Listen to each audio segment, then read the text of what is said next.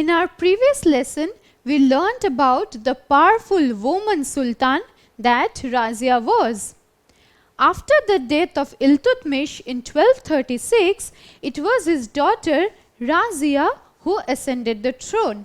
But Razia's rule was very short-lived.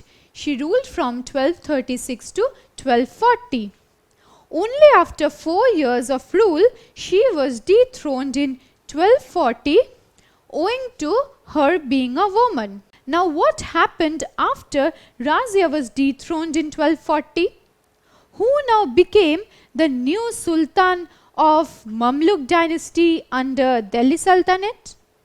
It is this discussion that we will be taking up in today's lesson. After Razia was dethroned in 1240, several weak sultans made their way to the throne. But they were very incompetent. They were very weak, which is why we do not even remember their names. It is only in the year 1266 that Ghiyasuddin Balban now ascended the throne. Who was Ghiyasuddin Balban? Ghiyasuddin Balban was the 9th Sultan of this Mamluk dynasty. So, following the rule of Razia from 1236 to 1240 came many weak rulers. These rulers were very incompetent. Now in their place ascended the throne the 9th Sultan of the Mamluk dynasty, that was Ghiyasuddin Balban. Now we should also discuss who Ghiyasuddin Balban was. Ghiyasuddin Balban was initially purchased as a slave by Iltutmish. So it was during the rule of Iltutmish that Balban was purchased as a slave. What happened to him after that? Balban initially started off as a slave who was purchased by Iltutmish. On account of his hard work, he then rose to the position of a wazir. Who is a wazir? A wazir is a high-ranking political advisor or minister. Now, whose wazir was Balban? Balban was the wazir of Iltutmish's grandson, that was Nasir-ud-Din Muhammad. So, initially starting off as a slave, Balban now rose to the rank of a wazir of Nasir-ud-Din Muhammad. What happened after that? Now, after the death of Nasir-ud-Din Muhammad, Balban declared himself the Sultan. It is because Nasir-ud-Din Muhammad did not have any male heir. It is for this reason that Balban now declared himself the 9th Sultan of the Mamluk dynasty. So, with this we come to the rule of the 9th Sultan of the Mamluk dynasty, that was Ghiyasuddin Balban. Ghiyasuddin Balban was a very strong Sultan. He ruled from 1266 to 1287. Balban was a very strict Sultan. He was an emblem of austerity. His court was also an emblem of strict obedience to the Sultan. Now, Balban propagated the Iranian theory of divine rights. What does this divine rights theory say? This theory proposes the idea that the Sultan is a representative of God on earth. So, on account of this theory of divine rights, that Balban justified his position as a representative of God on earth. Balban, along with propagating the theory of divine rights, also introduced the Persian practices of Sijda or Zamin Bosi and Paibos. Now, these terms might come very unfamiliar to you. what does Sijda and Paibos mean? Let us now find that out. I suppose you are also questioning like this child. What does Sijda and Paibos mean? Let us now try to find an answer to this question.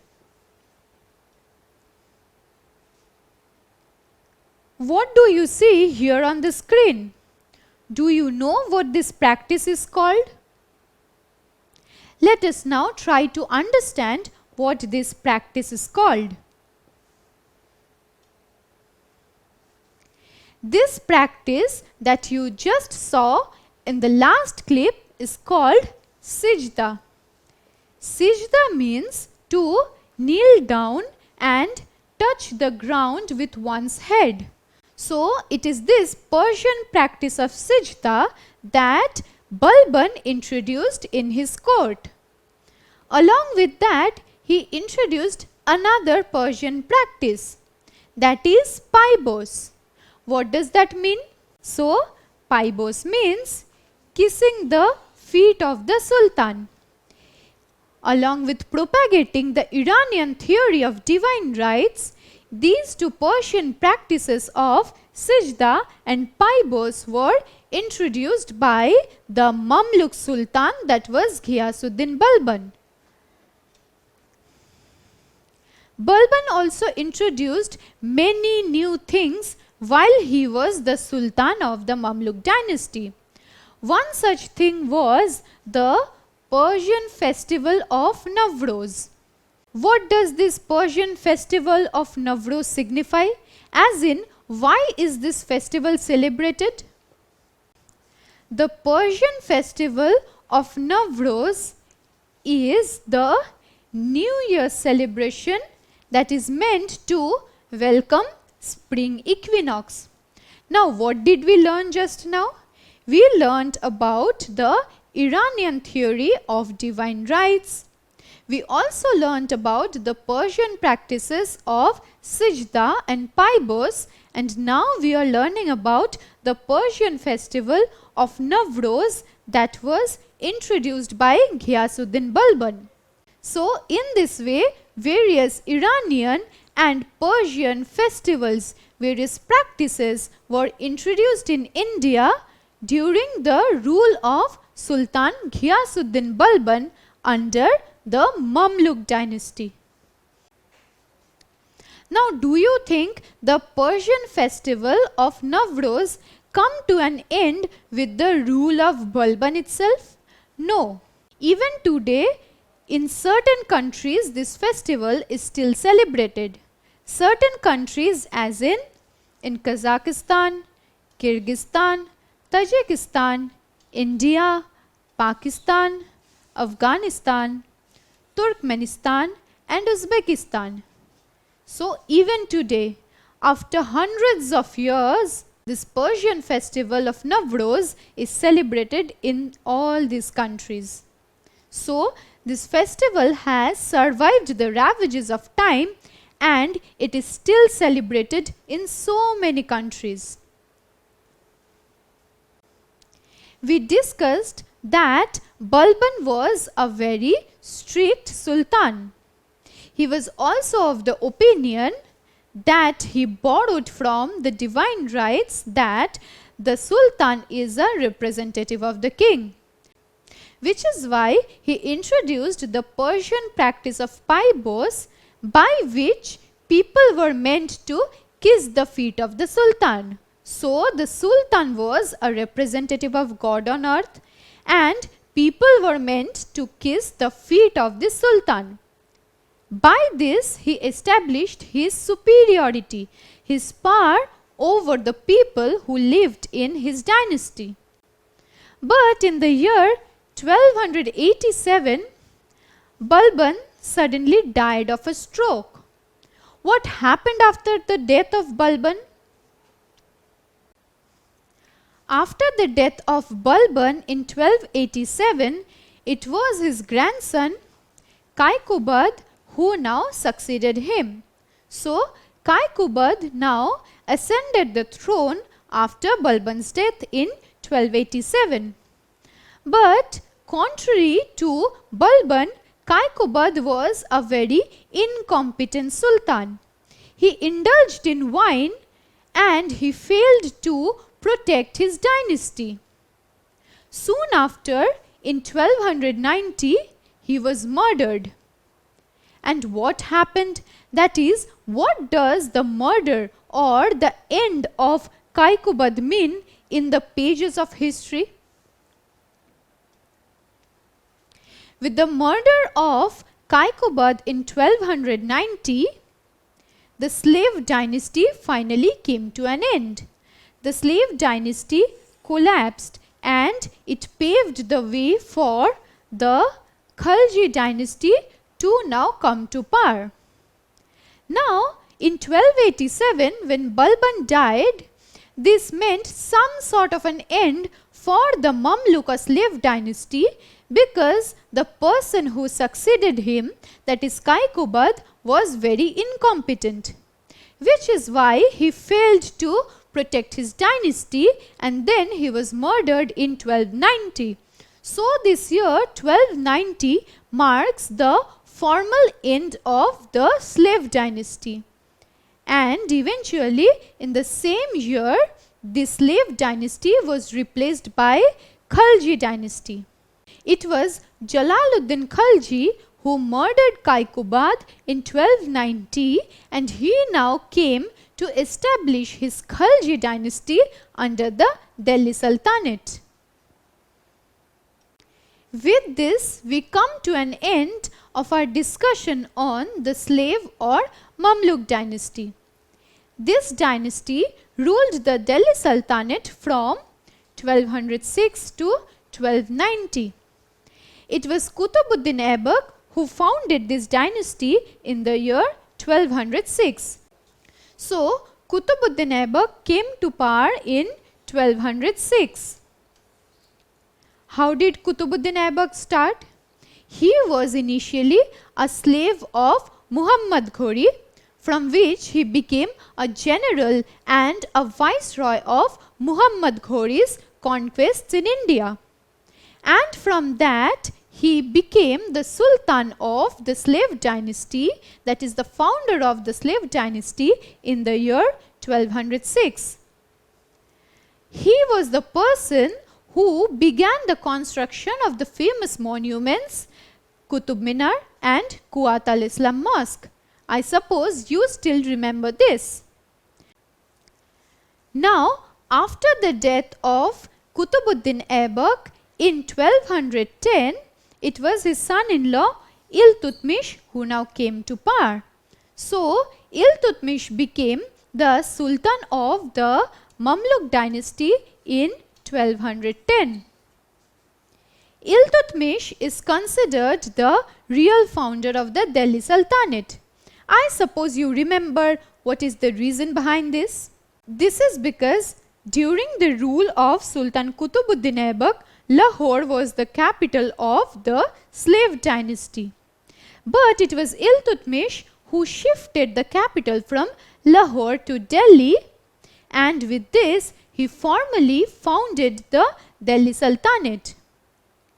Iltutmish also completed the construction of Qutub Minar.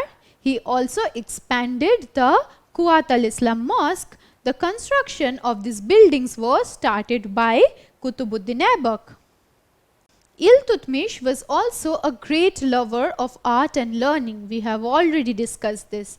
It is for this reason that he extended liberal patronage to scholars, to theologians, to artists. Iltutmish was a very strong and able sultan. After Iltutmish's death in 1236, it was his daughter Razia who now came to power. So, Razia became the sultan in 1236. This is of very importance to us because Razia was the first and the last Muslim woman ruler under the Delhi Sultanate. She was also a very independent and strong sultan. But only because she was a woman that she was dethroned in 1240.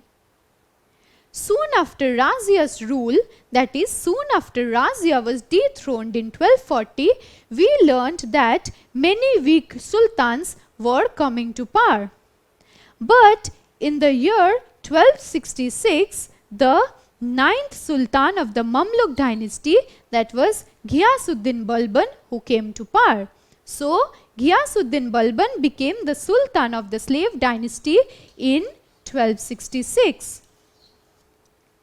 He also enjoyed a long rule from 1266 to 1287. He was the Sultan who proposed the ideas of Sijda and Paibos. He also introduced the Persian festival of Navroz in India. And after the death of Balban in 1287, his grandson Kaikobad came to power. He was an incompetent sultan, which is why he is not very important in our discussion. Kaikobad was murdered in 1290, and that officially marks the end of the slave dynasty. So, it is from 1206 to 1290 that the slave or the Mamluk dynasty ruled under the Delhi Sultanate. We have discussed at great length the rule of each of these sultans. These lessons were dedicated to understanding how these sultans came to power and how they controlled their dynasties. Now in 1290, when Kaikobad was murdered by Jalaluddin Khalji, the Khalji dynasty now replaced the slave dynasty. So, with this we finish our discussion on the slave dynasty, and it is the rule of the Khalji dynasty and the Khalji sultans that we will be discussing in our subsequent lessons. Don't forget to subscribe to our channel and hit the bell icon. You can also register for free at DeltaStep.com or download the DeltaStep app to learn one-to-one with our amazing teachers or to get access to all our 5,000 plus amazing videos as per your school syllabus. Master each topic with our adaptive practice technology. Get million plus questions with step-by-step solutions and unlimited mock tests. Get all your doubts resolved instantly. Learn via games and win amazing prizes like PlayStations and iPads. So at DeltaStep, learning is not just fun and easy, it's rewarding too. So register for free now.